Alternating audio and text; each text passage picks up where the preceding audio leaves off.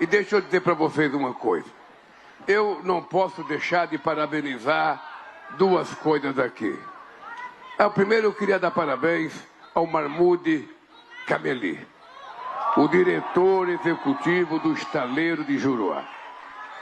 Por algumas coisas simples, que deveriam ser simples, mas não são simples, apenas algumas pessoas têm sensibilidade para fazer essas coisas.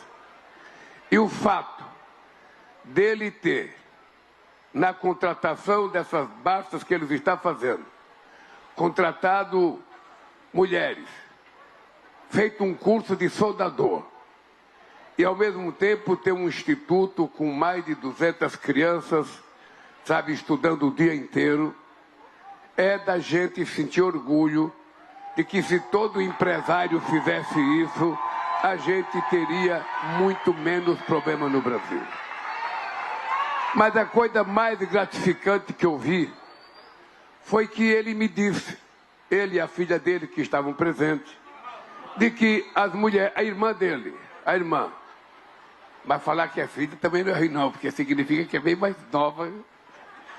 Bem, eles me disseram que as meninas soldadoras conseguem produzir 25% a mais do que os homens.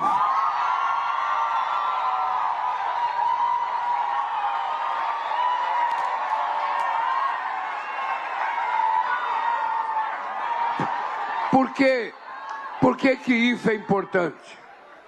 Isso é importante porque nós ficamos desde 1943 tentando regulamentar uma lei feita ainda pelo Getúlio Vargas na CLT, de que trabalho igual, salário igual, que as mulheres deveriam ganhar igual o homem se fizesse o mesmo trabalho.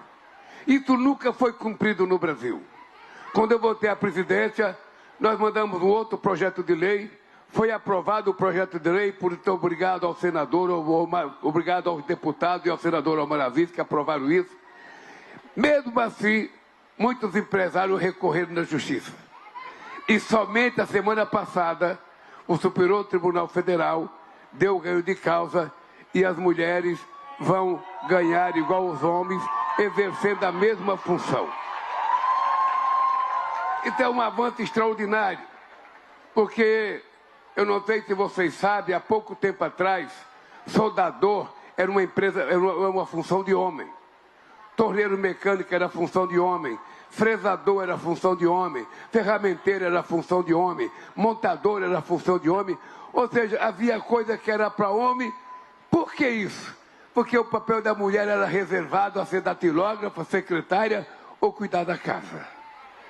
E as mulheres não querem mais isso. As mulheres querem ocupar o lugar que elas entenderem que devem ocupar. Elas querem estudar e querem se formar direito. E mais importante do que tudo isso, as mulheres não têm que pedir licença para fazer as coisas. Nós estamos vivendo um momento muito difícil do feminicídio. Há muita violência contra a mulher e contra meninas. Nós fizemos um pacto entre o Poder Judiciário, Executivo e Legislativo. Já fizemos mais leis de portaria de decreto nesses 100 dias do que foi feito nos últimos 100 anos. Entretanto, a violência contra a mulher não é uma questão de lei, é uma questão de educação. Ou nós criamos bem os nossos filhos, ou nós mostramos para os nossos meninos que eles não são melhores do que as nossas meninas, ou nós na escola começamos a educar desde a creche à universidade, de que homem não é melhor do que mulher, de que homem não é mais forte do que mulher, de que o homem não é mais poderoso do que mulher. Nós apenas somos diferentes porque a diferença é que faz com que a gente possa dar continuidade à existência da humanidade. É por isso que Deus nos fez diferente. E nos fez diferente para que a gente se goste muito mais, não para a gente ser violento. Portanto, nós estamos sendo muito duros nesse combate ao feminicídio. Mulher não nasceu para apanhar. Mulher não nasceu para tomar conta de fogão, de tanque ou passar roupa. Também ela pode fazer isso. Mas as mulheres já aprenderam a ir para o mundo do trabalho. As mulheres já ganharam o mercado do trabalho. Agora é importante que nós aprendamos a ganhar o mundo da cozinha, o mundo de lavar banheiro, o mundo de dar banho em criança, para a gente poder compartilhar com elas, sabe? Porque elas trabalham aqui o dia inteiro. Quando chegar em casa vão ter que lavar louça, vão ter que lavar roupa, vão ter que cuidar da roupa dos meninos, preparar a janta.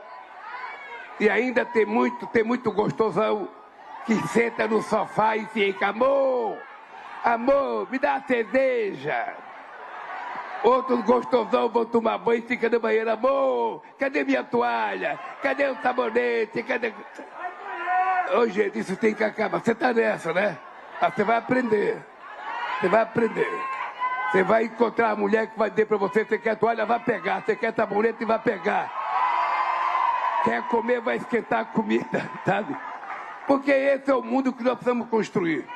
Mas o meu orgulho da profissão das mulheres é porque a profissão, ela dá uma certa independência, pessoal. Nenhuma mulher pode morar com um homem a troco de um prato de comida ou a troco de aluguel. Tem que morar se gostar, se for bom, se ela estiver feliz. Mas se não estiver feliz, não tem por que ficar, sabe, morando junto. Essa é a lógica da nossa relação. E, portanto, eu queria que vocês soubessem do meu orgulho de ver essas meninas formadas soldadoras.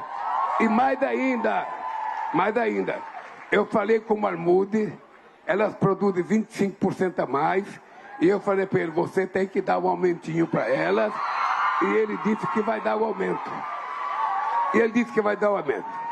A outra coisa que eu queria falar era do companheiro Darlan Carvalho, que é o empresário que contratou as balsas. Porque esses caras poderiam ter ido em Singapura contratar. Ele pagaria mais barato. Ele poderia ir em Taiwan. Ele poderia ir na China. Ele poderia ir na Coreia contratar, como fazem alguns, para ter 10 milhões a menos, 15 milhões a menos no custo. Mas quando um empresário como esse vem ao estado do Amazonas, 4 horas de avião distante do centro empresarial mais desenvolvido do país, onde tem grandes estaleiros, e vem aqui no Amazonas contratar balsa para transportar minério no Brasil inteiro, eu sou obrigado a falar obrigado por vocês serem brasileiros, obrigado por vocês apostarem de que o Brasil só não é competitivo se a gente não acreditar. A nossa balsa pode demorar 10 dias a mais do que a coreana, porque a gente está começando agora. Mas daqui a um mês a gente vai dar uma surra nos coreanos, vai dar uma surra no chinês, que a gente vai produzir com mais qualidade. Vai produzir com mais qualidade e com mais competência. É por isso que eu estou satisfeito e saio daqui orgulhoso. Orgulhoso. Porque eu vou fazer um vídeo falando do estaleiro, falando das balsas e falando. Agora há pouco, eu fui no outro estaleiro, eu fui no outro, Bertolini. Eu fui lá. É a primeira balsa que eles estão fazendo, de muitas que eles fazem há 30 anos, que vai chegar no Oceano Atlântico. Por enquanto era só balsa de Rio Doce, só balsa de água doce. Pela primeira vez, a Petrobras está contratando 18 balsas para levar coisas daqui para o Rio, para São Paulo e para o Belém. Ou seja, as balsas do Bertolini vai aprender o que é água salgada, vai aprender a enfrentar onda, sabe? E é muito importante, porque sabe o que acontece? Muita gente do centro-sul do país acha que o povo de outro estado não sabe nada. Se depender da lógica deles, tudo é para São Paulo, tudo é para Minas, tudo é para o Rio, e eles fingem que não existe isso aqui. Isso aqui existe, tem milhões de pessoas que trabalham, milhões de pessoas que querem viver, e o papel do governo é tentar distribuir a capacidade produtiva do país para dar chance para todo mundo. Então eu quero agradecer a vocês, tanto o estaleiro quanto a empresa que contratou, pela responsabilidade que vocês tiveram. Por último, eu quero dizer para vocês, eu comecei falando que ia falar pouco, porque estava com fome, e estou mesmo, e vou para São Paulo ainda, vou ver se eles me dão um peixe para comer no avião. Espero. Todo mundo ontem me prometeu peixe, eu quero ver se vai estar. Deixa eu dizer para vocês, companheiros. Olha, uma coisa que eu queria que vocês soubessem era o seguinte. Em 2003, quando eu cheguei na presidência, a indústria naval brasileira só tinha 16 mil trabalhadores. Quando nós deixamos o governo, ela tinha 82 mil trabalhadores. Depois, fizeram o impeachment da Dilma. Deram um golpe na Dilma, essa foi a verdade. Deram um golpe na Dilma. A indústria naval, que tinha 82 mil trabalhadores, caiu outra vez para menos que 20 mil trabalhadores. Eu votei em 2023 e a indústria naval já está outra vez com 75 mil trabalhadores e chegaremos a 100 mil trabalhadores. E para chegar a 100 mil trabalhadores, é preciso que a economia cresça, é preciso que tenha empresários que acreditam no Brasil, é preciso que tenha dono de estaleiros que acreditam no Brasil, e o papel do governo não é privilegiar uma região do país. O papel do governo é tentar fazer as coisas acontecerem em todos os 8 milhões e meio de quilômetros quadrados do nosso país. A BR-319 é uma briga que vocês estão brigando por ela há 40 anos. Ela foi feita em 1970 pelo presidente Médici. Ela foi feita. Possivelmente o projeto ter sido errado, eles não conheciam a área e a estrada afundou. Muito lugar a água tomou conta. Tem lugar dessa estrada, só para você ter ideia, é tão delicado a área, tem lugar que a gente vai ter que subir 3 metros para poder fazer a estrada. Agora, por que compensa fazer essa estrada? Porque é para ligar o estado do Amazonas ao estado de Rondônia e ao estado de Roraima. É ligar a gente ao Caribe, porque a gente vai poder para a Guiana Francesa, vai poder para o Suriname, sabe? A gente vai poder chegar a outros lugares. E é isso que o Brasil tem que fazer. Custa caro? Custa. Ambientalmente vai ser a estrada mais moderna do mundo. Qualquer estrangeiro que vier dar palpite na questão climática aqui, a gente vai mostrar o que nós fizemos aqui. Agora a gente precisa parar de achar, eu não faço tal coisa porque custa caro, tal coisa custa caro. A pergunta é, quanto custa não fazer? Essa é a pergunta. Quanto custa não ter investido na educação no tempo certo? Quanto custou não fazer as reformas que o Brasil precisava no tempo certo?